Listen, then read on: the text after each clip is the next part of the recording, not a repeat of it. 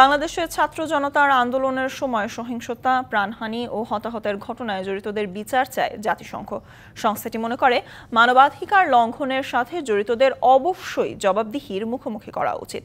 অন্যদিকে ডক্টর মোহাম্মদ ইউনূসের নেতৃত্বাধীন অন্তর্বর্তীকালীন সরকারের সাথে কাজ করতে আগ্রহী বলেও জানিয়েছে মার্কিন প্রতিরক্ষা দপ্তর। ছাত্র জনতার আন্দোলনের সময় চলা সহিংসতা, প্রাণহানি ও মানবাধিকারের ঘটনায় উদ্বেগ প্রকাশ করেছিল আন্তর্জাতিক মানবাধিকার সংগঠনগুলো। দাবি ওঠে মানবিক ও রাজনৈতিক অধিকার লঙ্ঘনের সাথে যারা জড়িত তাদের বিচারের মুখোমুখি করতে হবে। এবার প্রাণহানি ও হতাহতের ঘটনায় জড়িতদের বিচার চাইল জাতিসংঘ। বাংলাদেশের সংকটের শুরু থেকে জবাবদিহিতার কথা বলে আসছি আমরা। সহিংসতা, প্রাণহানি এবং মানবিক ও রাজনৈতিক অধিকার লঙ্ঘনের সঙ্গে জড়িতদের জবাবদিহিতার মুখোমুখি অবশ্যই করা দরকার।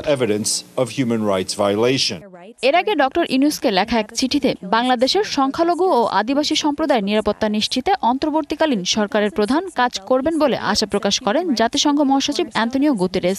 250-টিরও বেশি ডিজাইন অপশন নিয়ে ওয়ালটন স্মার্ট ফ্রিজ, বোঝে আপনার প্রয়োজন। এছাড়া রোহিঙ্গা শরণার্থীদের কল্যাণ নিশ্চিত করতে ডক্টর ইউনূসকে জোরালোভাবে আহ্বান জানান তিনি।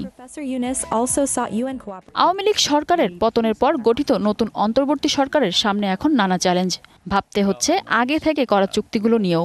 এই অবস্থায় মার্কিন প্রতিরক্ষা দপ্তর পেন্টাগন জানালো ডক্টর মোহাম্মদ ইউনূসের অন্তর্বর্তীকালীন সরকারের সাথে যুক্তরাষ্ট্র ইন্দো প্যাসিফিক বিষয়কে সামনে রেখে কাজ করতে আগ্রহী।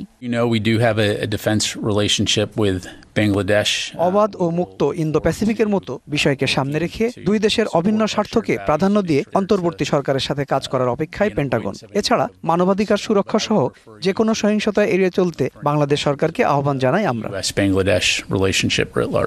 প্রতিরক্ষা চুক্তি থাকায় বঙ্গোপসাগরে বেশ কয়েকবার বাংলাদেশের সাথে নৌমহড়ায় অংশ নিয়েছে যুক্তরাষ্ট্র।